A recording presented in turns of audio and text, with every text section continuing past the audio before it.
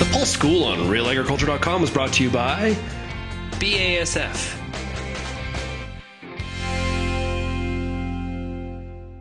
I'm Amber Bell, and this is Real Agriculture.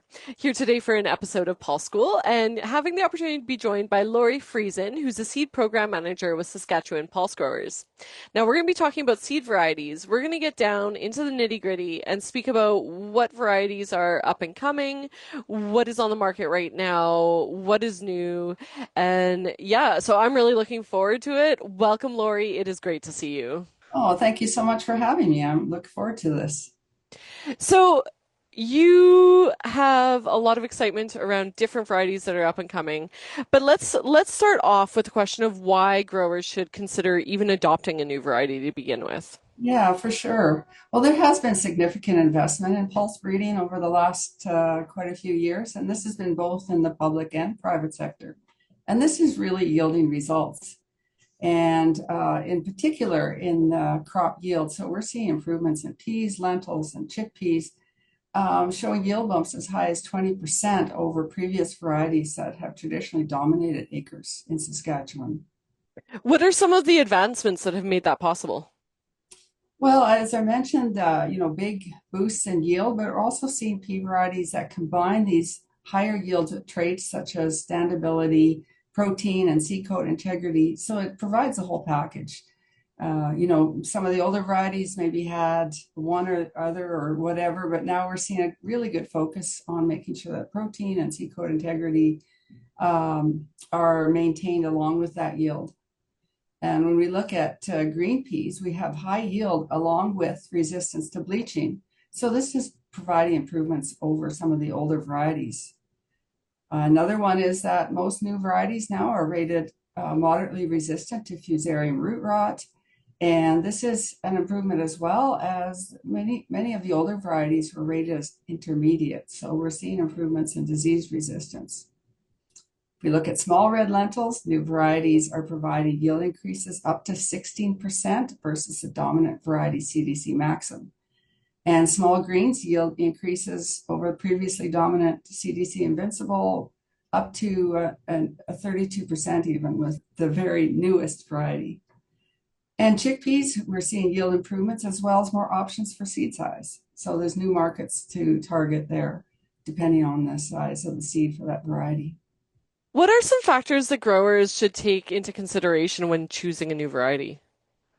Yeah, so it obviously you want to consider yield, but you also want to look at where you're located. So there are some geographical differences as well as environmental other factors to consider. For sure, you would want to look at things like yield, disease tolerance, standability. All of these things are important. Um, And have growers been adopting new varieties? Yeah, they are. It's kind of a slow process because I know that growers are confident in the older varieties, and there's always some risk when you consider switching to a new variety. However, we are seeing that there is adoption. So, like for instance, in yellow peas, CDC Meadow has long been the dominant variety, but it has been decreasing year over year, down to now only occupying 22% of the yellow pea acres. And these are being replaced by these new varieties such as AAC Julius, CDC Hickey, AAC Chrome is another one, and CDC Lowachko. And we really expect this trend to continue, particularly in light of some of the up and coming new varieties that will be available. And it sounds like In there will red, be a lot of them. yes, and yeah, and there's new ones still coming. It's really impressive. In red lentils, CDC Maxim has been the dominant variety. It still occupies 26% of the small red lentil acres, but again, it is dropping year over year. And now 68% of the small red lentil acres now belong to newer varieties, and this trend is continuing. Similar trends are evident in large green lentils and in small green lentils. And the new large green lentil varieties, such as CDC Lima or CDC Grim, are taking over from CDC Green Star and CDC Greenland. So adoption is definitely happening there as well. Chickpeas, we're also seeing adoption of the newer varieties over the dominant variety CDC Leader. What are some of the top performing new varieties? Let's get down to some names. Okay, so there's quite a few, and particularly when we look at yellow peas, there's quite a long lineup of new varieties.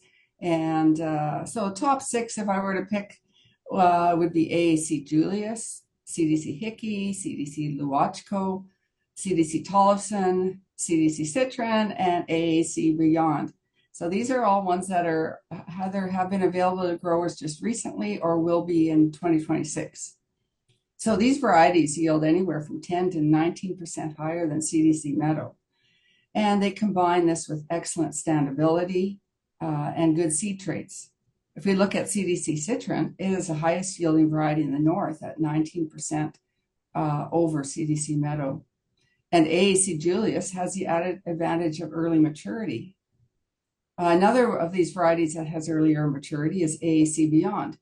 However, you need to realize that one is rated fair for seed coat breakage, so it just have to be a little careful in handling that variety. And CDC Loachko has the additional advantage of high protein, so it's good for targeting the food ingredient markets. And other high protein varieties also include Boost and AAC Planet, so there's options there as well. If we look at green peas, CDC Forest rapidly became the dominant green pea variety because it had very high yield. But it did have some issues with leaching. So now there's a couple of new varieties that have good yield or much higher yield that also have better resistance to bleaching. And these would be CDC Rider and CDC Husky. And Husky in particular yields 4 to 6% higher than CDC Forest, which is a big improvement. And it also has improved standability, improved resistance to fusarium, and to bleaching. So it's quite an improvement even over forest. Red lentils, I'd have to give a shout out to CDC Simi and CDC Nimble.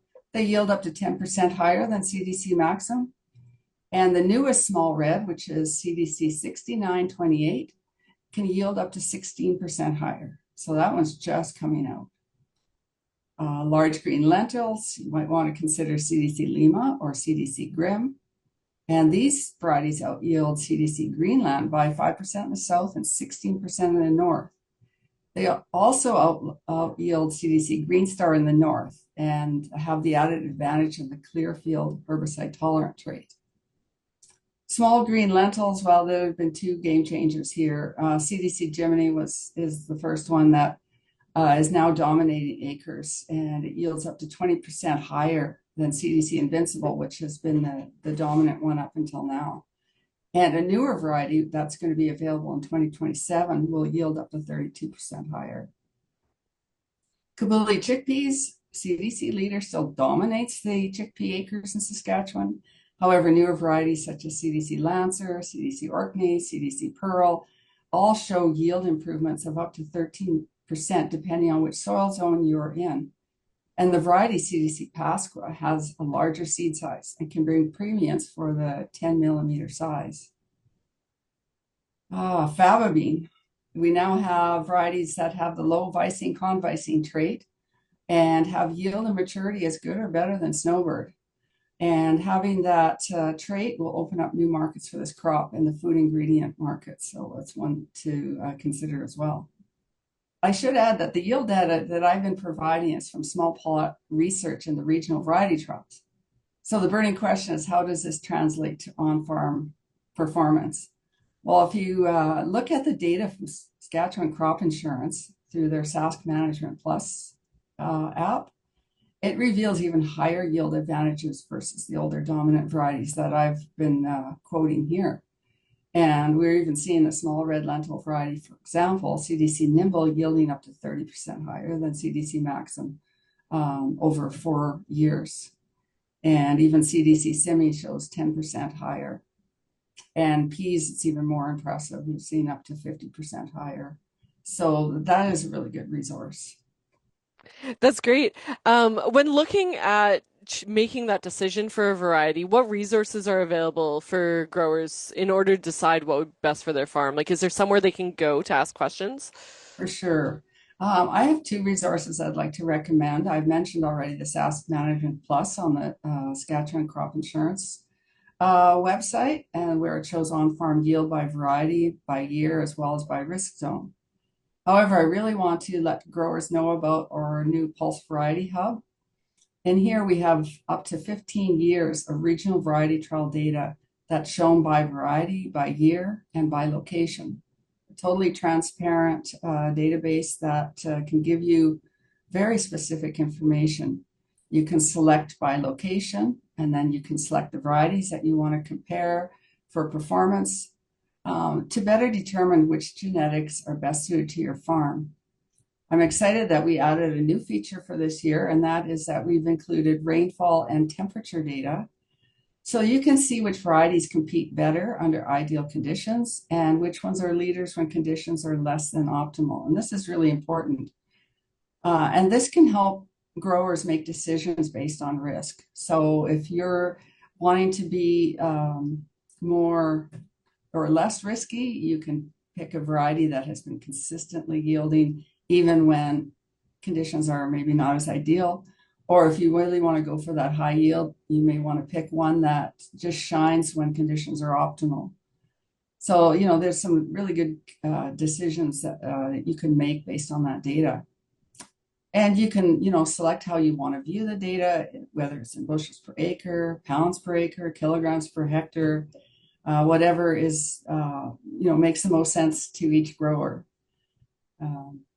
And other features are on there as well, including maturity data and variety traits. There's seed photos, everything you need to really look at the different varieties. That's terrific. It sounds like a great resource. Yes. Well, I want to thank you so much for joining us. And it was wonderful getting the chance to talk with you. And that was Laurie Friesen on Real Agriculture. Thank you very much. I enjoyed that.